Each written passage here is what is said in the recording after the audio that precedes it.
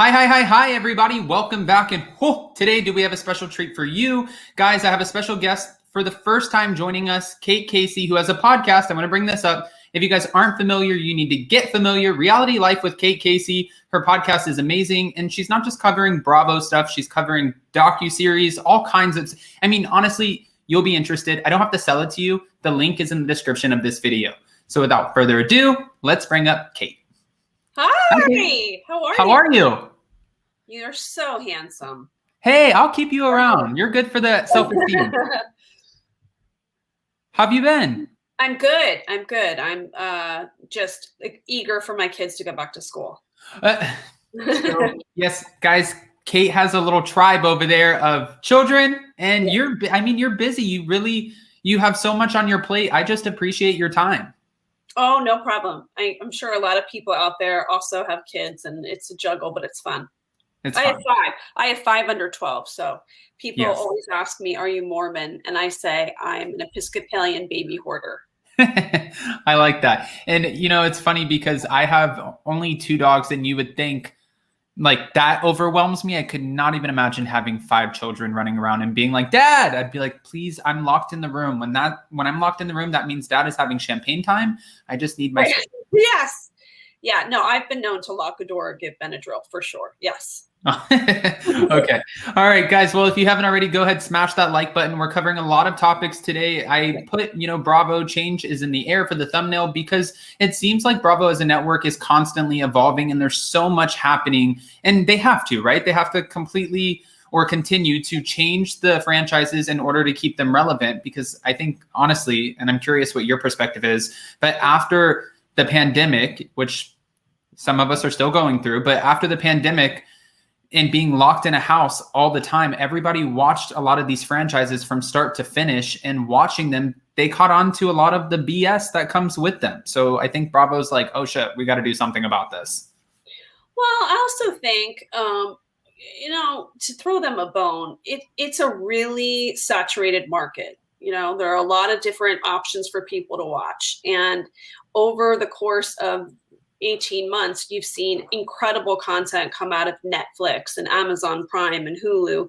So there's a lot of competition for people to watch programming. And I also think a lot of the shows that are on Bravo have been on for a long time. And it's like the struggle of the Bachelor franchise to keep shows fresh and new. And so, they've got a lot on their plate. They've got the competition of other networks, but they also need to always find a way to keep their shows fresh. And I think that, unfortunately, over time, Housewives, it's really hard to keep it new and fresh. I mean, you can swap out cast members, but the shows really began as, and I know we've talked about it before, kind of like a docuseries about women where it was a peek into their world.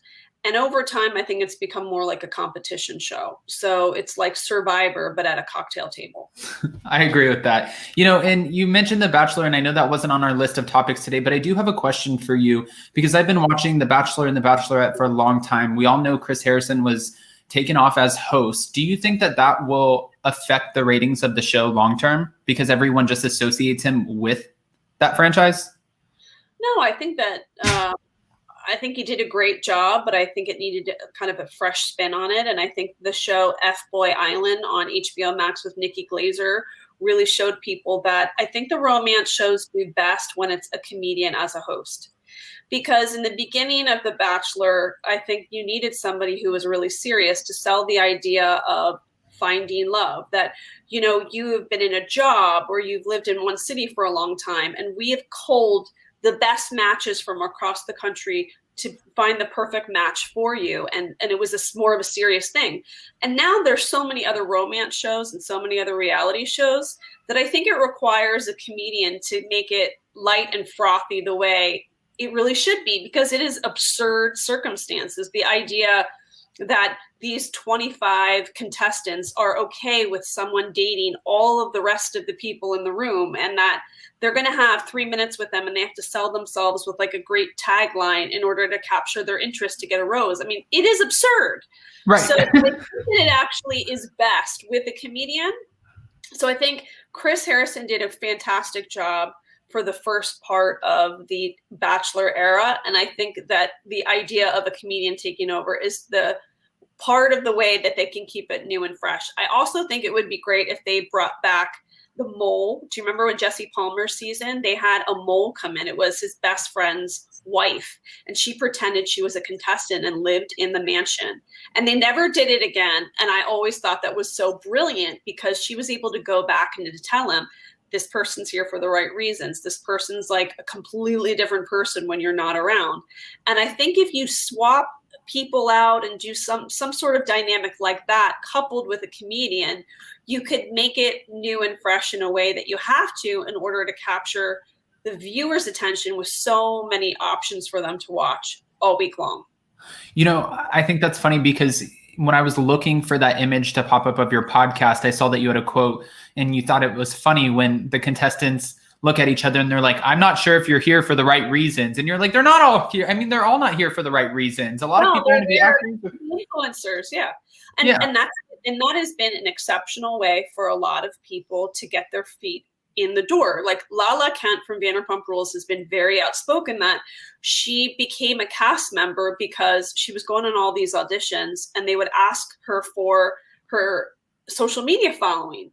And she knew that by going on Vanderpump Rules that it would get her foot in the door. And it has helped her, you know, in some ways, because look, she has a beauty company now. She's been in acting roles. It put her on the map in a way that she would not ever have an opportunity to have done had she not been on the show. So that's kind of the new way that a lot of people are making themselves known and getting opportunities is by going on a reality show.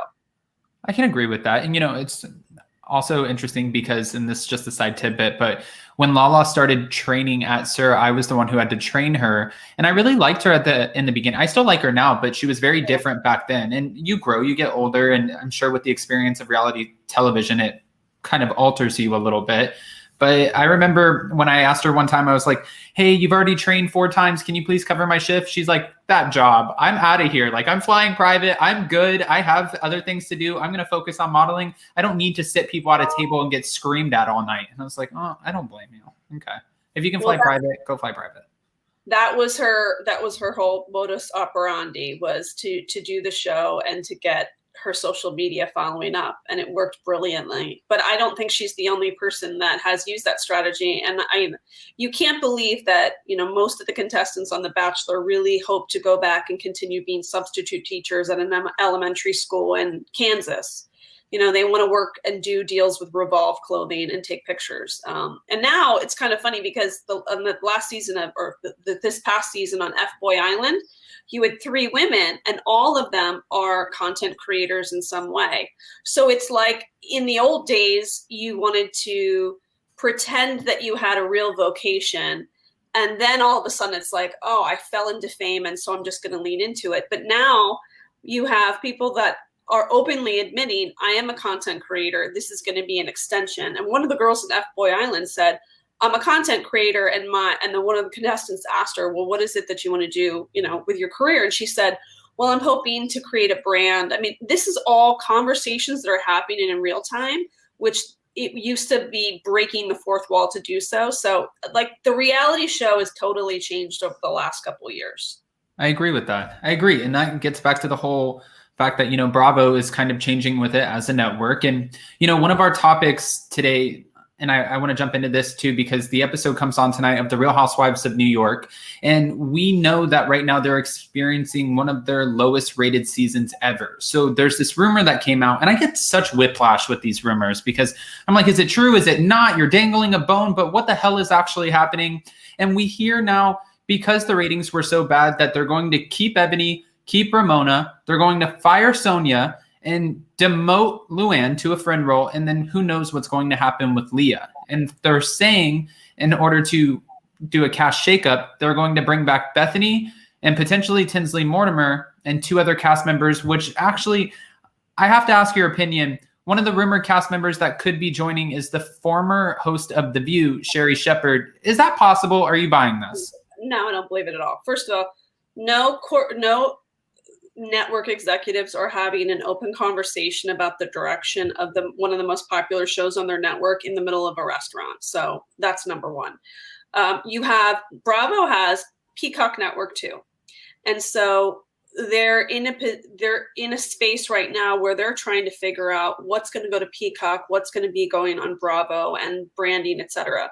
So sometimes the delays that happen are more to do with figuring out the logistics of the calendar.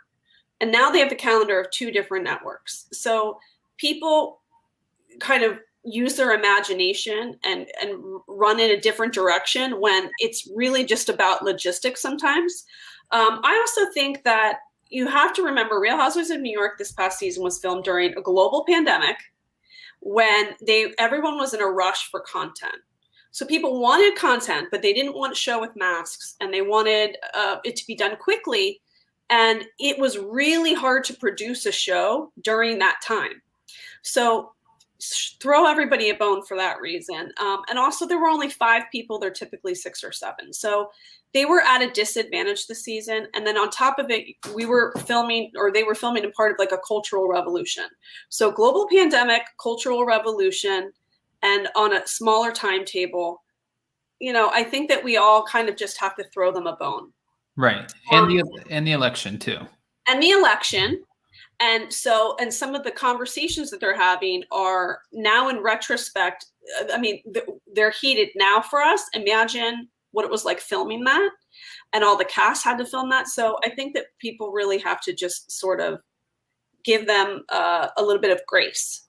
I think that they're probably going to have an incredible next season because it's a not totally different time, but we're moving into a new direction, and with the understanding of what kind of things that people are looking for. I just saw statistics about what people are eager for. They're looking for dramas because people want an escape from their lives. But the number of people that want to watch a reality show are diminishing, and the people that want to watch documentaries and docuseries are growing. And I think that you're going to see shows really lean into that. So you're going to see less of the over-the-top behavior and scenes, and more into digging into people's lives and cracking into who they are and how they fit into a set of friends and how they fit into their community, because people want to see a window into someone else's world. And when we do that, we really learn more about not just other people, but ourselves. So I think that television is changing a little bit, and you have to give these networks some grace as they move with the times. Well, and we also heard, and I'm before I changed from Real Housewives of New York, but we heard that the executives at NBC might be taking over casting, taking that away from Bravo, only because there have been a lot of controversial topics. And this is all a rumor as of right now. But then we also heard, again, another annoying rumor that the show could be put on hiatus for a while, which we did just see with Real Housewives of Dallas. Do you think any of that could be true? Could NBC? Yeah, I think the hiatus, if it is true, it's probably more with figuring out what goes on Peacock, what goes on Bravo, what kind of programming are they going to have for the next year. I think that, just because you have one season of a show and it doesn't do as well, it doesn't necessarily mean that they're going to do this whole cast overall. I've interviewed on my show tons of executive producers of these shows, and there are 2 things that they've told me. One is that it's not, they're interested in feedback, but it's really a well-oiled machine, and that just because there are a bunch of people that are angry with one cast member, it doesn't always mean that they're just going to throw them off the boat. Right. It's a massive undertaking to cast these shows, to film these shows, and they like to take their time. And if it doesn't fit with viewers, their expediency request, sorry, but it's not as easy as people think it is. Casting takes a long time. And you have to remember that when someone's casting, and I'm sure, it seems like a simple thing, but to get someone to agree to crack open their life, to share their family, their spouse, their business, to put their life on the line. It takes a long time for people to come to that decision. And they also want people that get along organically, and it's a long process. And so it's not like every season they're done casting in 3 weeks. It's something that they're looking at all season long, and they want to get the right fit. And I think that it's really important for them in this really competitive climate to get the right kind of cast. I agree with that. And my last question about New York is, could you ever see Bethany Frankel returning to the show, or do you think, no, that era, that time for her is over? I think she's been pretty clear that time is over. Yeah. I think she's been really clear. And I think that she has made it clear that her fiance, her life with him is private.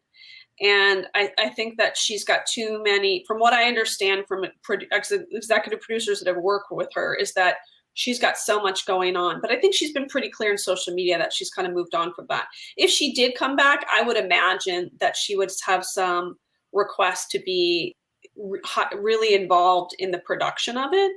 And I think that would probably be a weird thing, to go from being a cast member on a show and then straddling being on a show and being part of production. I don't know if she would like it. I can't imagine that the network would be okay with that. This is my speculation, but I think it's not as easy as people think it would be. I think they're best suited to find someone who's been plucked from obscurity, who has a really interesting, rich life, who has many facets to their life, because these shows are best when it's about complicated women, their complicated relationships, and their complex life. Okay. All right. That's a great explanation. Thank you. And, enough about Real Housewives of New York, but I do want to talk to you a little bit about Salt Lake City. Did you watch the first season? I did, of course. Okay. So you're asking, I've watched every reality show. I can imagine, it's like, oh, have you ever watched? Yeah, I've watched The Bachelor. Yes, I've watched every single episode of Real Housewives in the history of time. Way before this, I used to do recaps of shows. And then 5 years ago, I started this podcast because I had this idea to track down reality stars to see how it changed the trajectory of their life. And I structured it like a talk show, where I'd have an opening monologue, like a top featured guest, a second guest that reviews a show, and then a closing. And over almost 400 episodes, I've had about 2 or 3 guests in every episode. So you can imagine, you can do the math, Sutton, just like 2 + 2 = 4. I've watched a prodigious amount of shows, and I've also interviewed so many of the executive producers and directors of these shows. So I've watched all of them. I think that Salt Lake is interesting because it is the only show that's seen in the Housewives franchises that sort of straddles religion and, faith, which I think is interesting. I don't see that they're really all really good friends. I think what's going to bond them this season is the Jen Shah story. And so perhaps we'll see a new element to that show, and maybe it'll make it a little bit more interesting than I believe it was the first season, because I saw some holes in it. But I think that the fact that they've all been pulled into the story will make them bond in a way that perhaps they had not the first season. And it's interesting because everybody, just like with the Real Housewives of Beverly Hills, everyone was waiting for all the Erica drama. And now that's what we're waiting for Salt Lake City, is the Jen Shah drama. Tamra Judge said this before. She said, innocent until proven guilty, but also it takes a special kind of crazy to join a reality show, but it takes a special kind of idiot to join a reality TV show and be partaking in criminal behavior. Now, again, she has not been found guilty, but what the hell in your, what could be going through her mind if you are, which you are being, addressed by the Southern District of New York, whose prosecution rate is through the roof. They have millions of pages of documents that they're going after you with. Mm-hmm. Why? How can you make this sound reasonable in any capacity? Why would you join a show if you know you're going to be putting your life, like you said, you open your life to the world, everything is scrutinized, and you know that you have potentially this shady behavior going on to the side? Is it just strictly fame? I don't think it's any different than anybody else who allegedly, commits a crime of a similar nature. It's that people that commit crimes over a long period of time begin to think that they're above the law. And if they're above the law, then they are of the mindset that being on a television show won't affect them because it has not affected them up to that point. Right. I think someone like Jen has always struck me as someone who has craved fame. Her husband is this very famous football player in Utah, and she's lived in his shadow. And that the money that she's had, of course, may or may not be connected to a crime, that hasn't been enough for her.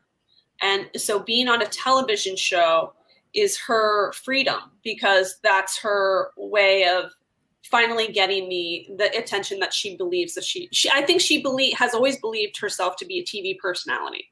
It's kind of like a Camille Grammer situation. Yeah, it's not shocking to me at all that she would be in this position. What's always shocking to me is the way that a reality star behaves after they've been accused of a crime. That's how I start to judge them.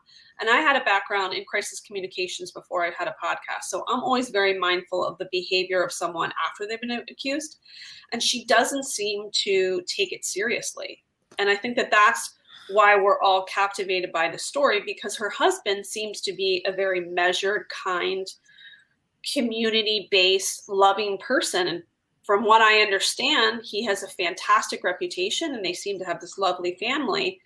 But she doesn't seem to be taking it seriously, which is a strange thing considering she has these two beautiful boys and they will ultimately be so affected for the rest of their life by what she's been alleged of doing. And then, of course, all the other people that are affected by it. And I think you're going to see this season 2, the women of this show, in the same way that the women of Beverly Hills have, come forward and say, we're tethered to you because we're cast members of the same show. And your story eclipses all of our personal stories. And your story is so horrible because there are victims attached to it. We are now associated for the rest of our lives. And that's frustrating. So, if you meet somebody in another, place and time, they're going to say, oh, you were on that show. Did you know XYZ? And that can be pretty frustrating for someone who's devoted 4 months of their life, hours of their life, exposing their family and their children and their personal life, all to have it overshadowed by someone who has done something pretty horrific.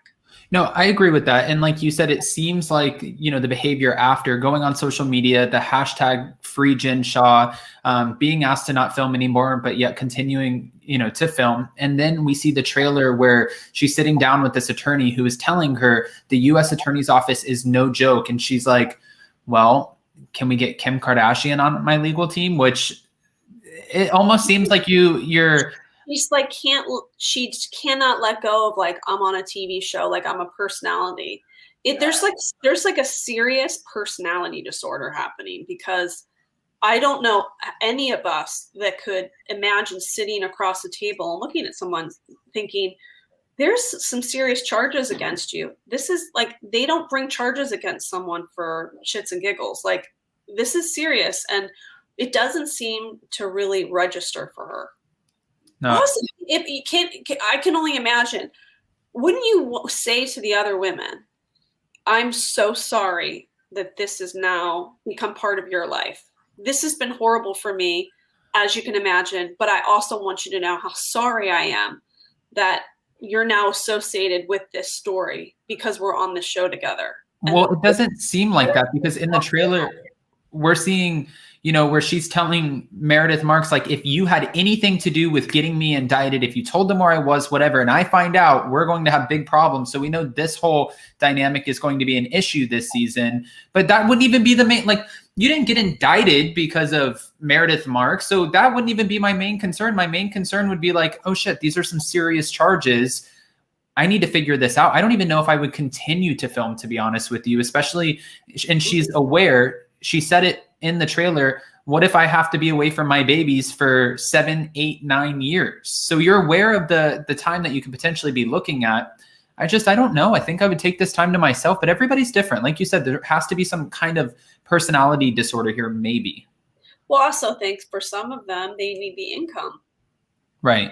And it's a main source of income. And that actually, I want to segue into this really quick too, because I don't want to keep all of your time. And again, thank you for joining me. But we've all heard and we've all been following these stories very closely, especially when it comes to Erica Girardi. Erica Girardi is on the show. We know that there's this huge scandal going on, and it just seems like day after day, more and more information's coming out, just like Tom Girardi now moving into an assisted living facility called Belmont Village, which I feel like we're all familiar with. And it's just mind-blowing to watch. It's really divided the fans. They're almost saying to Bravo, if you continue to have Erica film for next season, if you bring her back, we are not watching the season, which they did the same thing to Kelly Dodd. Andy Cohen even said at the season 15 reunion, we've never seen fans boycott the show because of one cast member so strongly.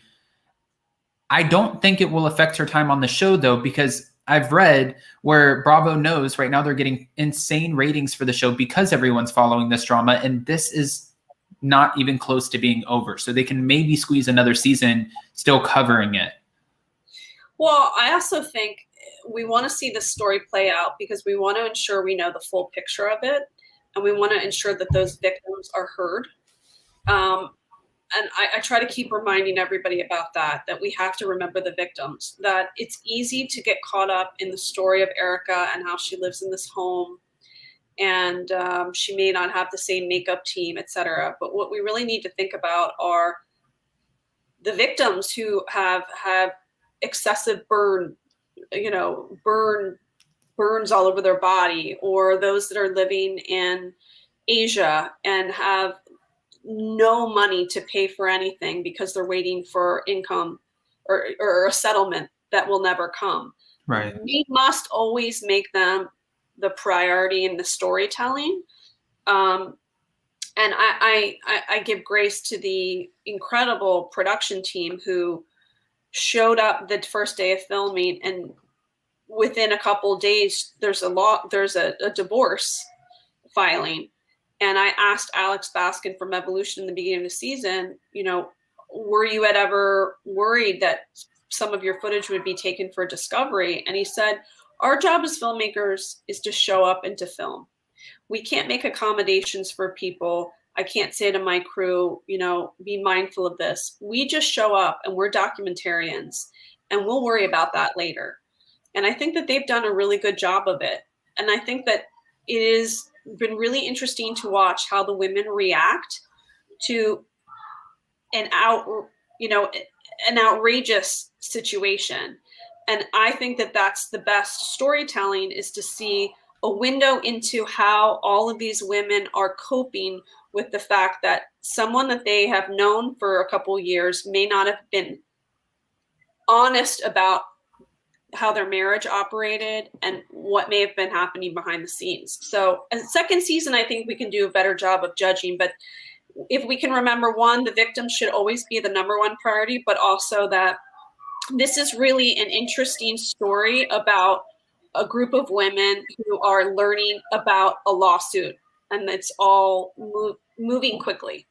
And I did a video on your episode on your podcast where you interviewed the LA Times writers who broke that article that we're seeing play out on the show. And I think from what I got from your podcast, and please correct me if I'm wrong, but it seemed like they felt like Erica had to know that it was coming because they were doing their due diligence and asking her, representation questions. So she had to have known that this article would be coming out, and she stormed out. Nobody understood why she was so upset with Garcelle for bringing up this Tom Calls You Daily. It didn't really add up. It confused everybody, I think, to be fair. Do you think she knew? Like, if you had to guess? Maybe she was tipped off, like there's an article coming out tomorrow. Do I think that she read the article? Absolutely not. I mean, I'm friends with those reporters. I knew that another article was coming out months later. I wasn't given access to that article. I wasn't able to read through it. I think she probably knew there was an article coming, but I don't think she knew what was actually in it. I think that the moment when she goes in and she cries in the bathroom, I assume it's because she may have had a moment where she thought, I said too much. Right. She has to be very careful about what she says. She's in the middle of a lawsuit. And I could only imagine I think we all can imagine that she's probably being very careful about her words. And she, for some reason, forgot that there's a mic pack on. You know, all of those things are going to air on TV. Again, grace to the filmmakers who kept filming through this whole thing. And I just think that she maybe had thought in that moment, I hope that I didn't screw this up. Maybe I don't know if she went to call an attorney. I have no idea, but I think they're in a pressure cooker. And I think that she's just being very careful about all the words she uses. Okay. And I have 2 more questions for you before you go. Since you have a legal background, one, are you surprised that she's not? I'm not an attorney, but I did crisis media litigation for law firms for 16 years. Right. So you've been around attorneys. Yes. Yeah. Okay. So are you surprised at the fact that Erica is not really mentioning a whole lot about the victims on social media, on the show in general? Or do you think that she could be being coached right now? Like, be careful what you say. Don't talk too much about the victims, because then it makes it look like you knew. I am sure she's probably being told, be very careful about your words. However, I do think that it would be probably in her best interest in some capacity to either just do some sort of acknowledgement of, like, I'm going through a trying time, even if it's a picture of the ocean, and you say, you know, some sort of quote about, I don't know, whatever it is, something that's very benign. That's what I think people expected. What people did not expect was a post about an affair that may have happened 10 years ago, or a picture of, like, and I know she has deals with companies, but there was like a picture where she was kind of like a kind of a selfie. I think that that's hard for people to wrap their brain around, because again, we're talking about a lot of victims and millions of dollars that have disappeared from people that deserve it. And one would think that if you were in the middle of that storm, that you would either acknowledge that in some benign way, or at the very least acknowledge that you're angry, I would think, with your spouse for what they've done to all these victims. Right. That's like a human reaction, is like, I want to be open with you. Like, I had no idea about this. I'm so angry for what he's done to them. But it doesn't seem like any of that's happening. It's very surprising to me. But I'm look forward to the way that this will all play out in the courts, because I think that, you know, ultimately we all find out what really happened. And unfortunately, that's going to take some time. So I think the most interesting thing we can do right now is kind of look at the way the other women are reacting to Erica, and kind of, you know, unpacking all of that. Well, that leads me to my last question for you. The way that the other women are reacting to Erica. Now, they all seem to have a little bit of red flags and questions, but there's one in particular who is really standing by Erica's side, which surprises me. It's Lisa Rinna, because we've seen her really go in on other people, on their relationships, on their personal lives. We've seen her just be relentless Rinna, for sure. And you, watching all of the shows, you know this. Are you shocked that Lisa Rinna is standing up for Erica to the point where now she is actually going to be deposed and brought in? Am I surprised that she's going to be deposed? Yeah, I think this is bizarre. I just think it's like a weird vortex. I have empathy for the women that are on this show, because I think that we have to put ourselves in their positions. Some of them have been better friends than others with her.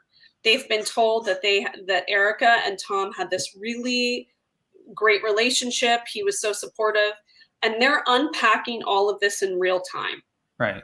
And so we have the benefit of, like, looking at this in, you know, months later, and having been privy to more Los Angeles Times articles, conversations with the attorney that filed the federal lawsuit, but they're trying to figure it out just like a couple weeks after she even filed for a divorce. So I'm giving them grace. I don't know if I understand the dynamics between Erica and Lisa, but I can imagine it's pretty complicated, and I guess we'll all see it play out. I hear rumblings of depositions, and it's really hard to know what the real truth is. But I just hope that it all unravels And that the victims get paid back, right? Yeah. Like you said, that's the number one. This is all about the victims. They're the number one. It's easy to get wrapped up in her story and her marriage, but and I am interested in that, but I'm always mindful that the victims are number one. I agree. Well, Kate, I said that I wouldn't go over 30 minutes. We hit 35, and I know you have a little team there. So I don't want to keep any more of your time. I just want to say I appreciate you so much. For everyone who's listening right now, we have over 500 people in the room. I know this was a little bit last minute for you guys, but if you haven't already, go ahead, smash that like button. You can follow Kate on her podcast, Reality Life with Kate Casey. It's on all platforms, right? Everywhere where you listen to podcasts, you can find it. And then also, I have a newsletter that goes out every Monday with a list of what to watch. And so I cull from all different networks, and I'll tell you what to watch each week. And I do it every Monday. So if you go to katecasey.substack.com, it's going to come to your email every Monday. So you're not going to sit there every week and go, like, what am I going to watch? Because I've pulled from different networks to tell you, and it goes over different genres. And I think that you and your loved ones and your kids and whomever that you share your picks for what to watch, you guys will all really enjoy it. Which yesterday you recommended the WeWork documentary to me, and I actually came home last night, and my fiance and I, we sat there and we watched it, and he's like, this is insane. So happy. I was like, isn't that insane? Wait, it was ridiculous. And by the way, shouldn't his wife be on the Real Housewives? She is. This whole thing is I can't even imagine going to, I think it was $40-something billion to nothing, and having this whole thing, and the way that he presents himself. Guys, if you haven't watched it, we work on Hulu. That was one of your recommendations. I went and I watched it, and last night Jason and I were just like, what the hell is actually going on? I interviewed the New York Times best-selling author that wrote a book about it. So you can go, now that you watch that, you can go back and you listen to it, and there's more information.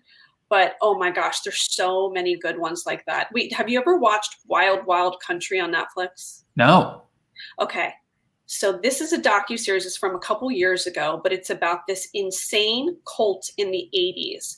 That it was the first time where you had a cult that melded Western capitalism and Eastern mysticism. So people with college degrees, they gave up all of their savings to the Bhagwan Rajneesh, and he looked like he was a member of ZZ Top with like a big fat beard, and they all wore monochromatic outfits for him with like medallions with his face on it. And so the opening of the series is a red carpet being rolled out, and a bunch of people with like dust busters, like trying to clean the carpet, and then up rolls a Rolls Royce, and then the Bhagwan gets out. And so this small town in Oregon became the center of this cult, and that they all moved there, and they wanted to create this utopian society. But the problem was they were fighting against the nearby city for control. And there's a series of events that happen that are insane. But if you like true crime, cults, and just stories about like how people go off the rails, that is a must watch. It's called Wild Wild Country. And so the woman that was the Bhagwan Rajneesh's right-hand person, Aman Sheila, was like, you don't know if she was like a badass or if she was like a mastermind. You're trying to figure out the whole time, but it's fantastic. So that's your next homework. Oh my gosh. I'm supposed to watch New York tonight, but damn it, man. Okay. Oh, no. Wild Wild Country, you can work that into your plans. Like, you guys have 2 dogs. You have like all the time in the world. You just sit on the couch, eat popcorn. You're right. That's so good. You're right. I'll check that out tonight, and then I'll message you. Yes, actually, I love that. Yeah. I have a gap in between my videos today, so I might actually just go watch it after this. Oh, good. All right. And then I'll definitely message you and let you know. Thank you so much, Kate. I appreciate your time. You're on my show tomorrow. Yes. And guys, I will be joining Kate tomorrow. We had a great conversation about Potomac, and the conversation, it's fun talking with you because you just come with a lot of, not saying that other people who I bring on don't come with a lot of knowledge, but like you said, you've been watching these shows since day one. And sometimes I bring on callers and I have a great time with them. They just tuned in for the first time that season, but the conversation is completely different than the one that we had yesterday. So definitely, guys, it releases tomorrow. Is there a certain time that it releases? It's actually up at midnight. But the best part about it is it's you and Joe McIntyre from New Kids on the Block, because he's on the new rebooted series Behind the Music, now airing on Paramount Plus. It used to be a VH1 show, and they interview performers and bands to get the behind the scenes story of their rise to fame.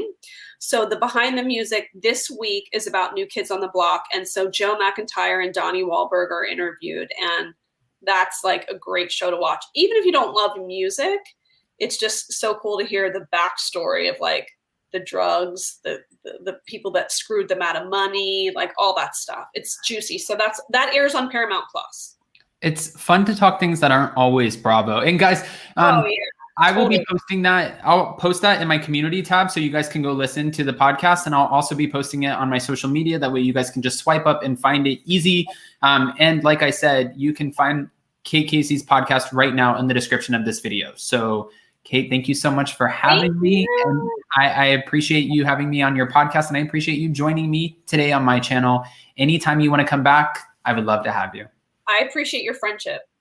Of course. And I wish that if I still lived in California, then I would come sneak you away for a day and we could go grab lunch or something and you could get out of mommy duties. But I'm in Florida. No kidding. That's okay. All right. All right. You ever run into Tinsley? She lives there. No, I actually reached out to her for an interview, but now I have a feeling, well, and we talked about this, sometimes the PR part of this is really annoying, even though she's not associated with the show anymore. But I did reach out for an interview and they're like, well, Tinsley has some things in the works right now, so maybe reach back to us in October. And I'm like, of course, that's, yeah, but I'll keep my fingers crossed. And also, she lives in Palm Beach, but on Palm Beach Island. So anyone who knows South Florida and Palm Beach, there's Palm Beach Island, where Donald Trump lives in his big castle, Mar-a-Lago, and all of these big, huge estates and a lot of money. And then there's the rest of Palm Beach where we're just average. Can she meet up with you at that mall that was in Palm Beach and you could just go get lunch? Maybe I can try to sneak her on. I think honestly, why wouldn't you want to meet up with me? I think we'd have a good time. I know that she likes champagne. She likes her drinks. She likes her puppies. I like my puppies. We'll do a puppy play date with champagne. Puppy play date. There you go. I just have to send her this clip and maybe I can get her attention. Exactly. All right. All right, Kate. Well, thank you so much. Bye. Bye. All right, guys. Again, I know I've said this a few times, but go follow Kate. Also, check out our podcast and check out our conversation for tomorrow. It will be airing tomorrow, well, tonight at midnight. So make sure to check that out and give her a good review. She deserves it. She works her butt off, and she obviously has so much knowledge when it comes to all these shows. I'm very well versed in the Bravo world and TLC, but I need to start expanding a little bit into Hulu, Netflix. There's so many amazing shows coming out. I'm curious if you guys would want to talk about them together. Maybe we should make that a thing. All right. And make sure you also smash that like button. We will be going live at 3:15. So in about 1 hour, we'll be going live to talk about the TLC 90-Day Tell-All Part 2 with Kempire. So I'm sure that's going to be a whole conversation in itself because this was a shit show of an episode. But do we expect anything less? Probably not. I'm going to take an hour break. I'll see you then. Bye, guys.